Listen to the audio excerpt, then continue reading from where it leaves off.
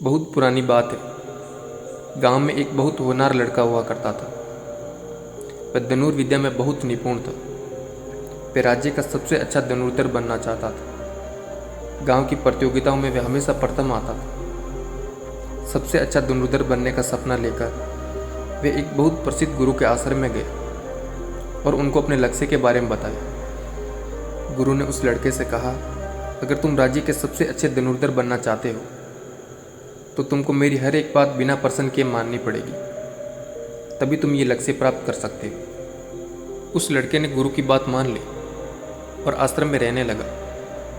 पहले दिन गुरु ने धनुर्विद्या की परीक्षा ली और उसके बाद उसको आश्रम के सामान्य काम दे दिए, जैसे जंगल से लकड़ी काट कर लाना, गाय की सेवा करना और आश्रम के विभिन्न काम करना। और जितना वक्त मिले उसमें आश्रम के दूसरे शिष्यों के लिए धनुष बाण बनाना। वह लड़का प्रतिदिन प्रतीक्षा करता कि गुरु अब उसको धनुर्विद्या के कुछ नए गुण सिखाएंगे, पर ऐसा कुछ भी नहीं हो रहा था। उसको रोजमर्रा के कार्य ही दिए जा रहे थे और उसमें से भी वो कार्य दिए जाते थे जो सबसे अधिक कठिन होते थे। धीरे धीरे शिष्य का गुरु से विश्वास उठने लगा। शिष्य को लगने लगा गुरु उसको मूर्ख बना रहे और अपने सारे काम करवा रहे।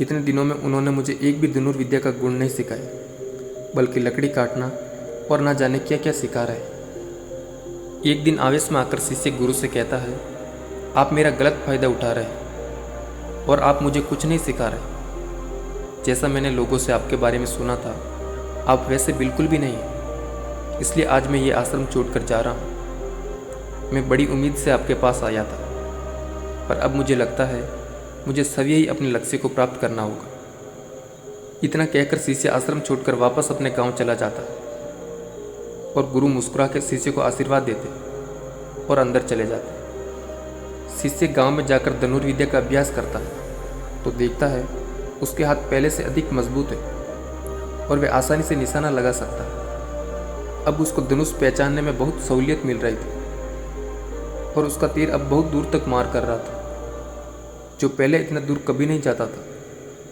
एक ही दिन के अभ्यास में उसको यह समझ में आ गया कि पहले से उसकी धनुर्विद्या में बहुत अधिक बदलाव आ गया और वह पहले से बेहतर हो गया। उसको ये एहसास हुआ कि दैनिक कार्य करते हुए भी उसके गुरु धनुर्विद्या के बारे में सिखा रहे थे।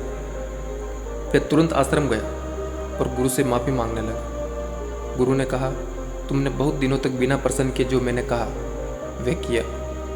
मुझे लग रहा था तुम बहुत पहले चले जाओगे, पर तुमने मेरा कहना कई महीनों तक माना और मैं तुमको धनुष बनाना इसलिए सिखा रहा था ताकि तुम उसकी खूबियाँ जान सको। दैनिक कार्य इसलिए करा रहा था ताकि तुम्हारा शरीर मजबूत हो सके और तुम दूर के लक्ष्य को भी आसानी से साध सको। धनुर्विद्या तुमको पहले से आती है, तुम्हें उसमें बहुत कम अभ्यास की ज़रूरत है, जो कि मैं तुम्हें बाद में सिखाऊंगा। उससे पहले तुम्हें जो भी कमियाँ हैं उनको दूर करना होगा। इसलिए मैं तुमको एक मौका और दूंगा और इस बार अगर तुम्हारा विश्वास टूटा तो फिर दोबारा मैं तुम्हें शिक्षा नहीं दूंगा। शिष्य ने गुरु के पैर पकड़ दिए और कहा, इस बार ऐसा कुछ नहीं होगा।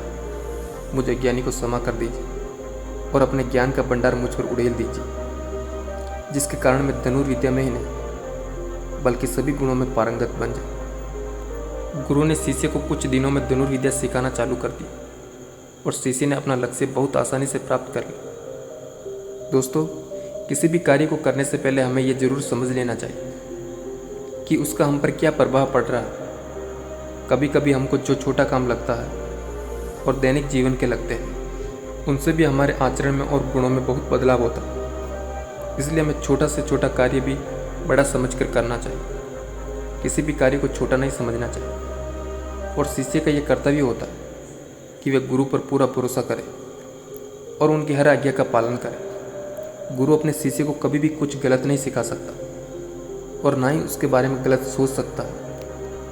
Thank you for watching.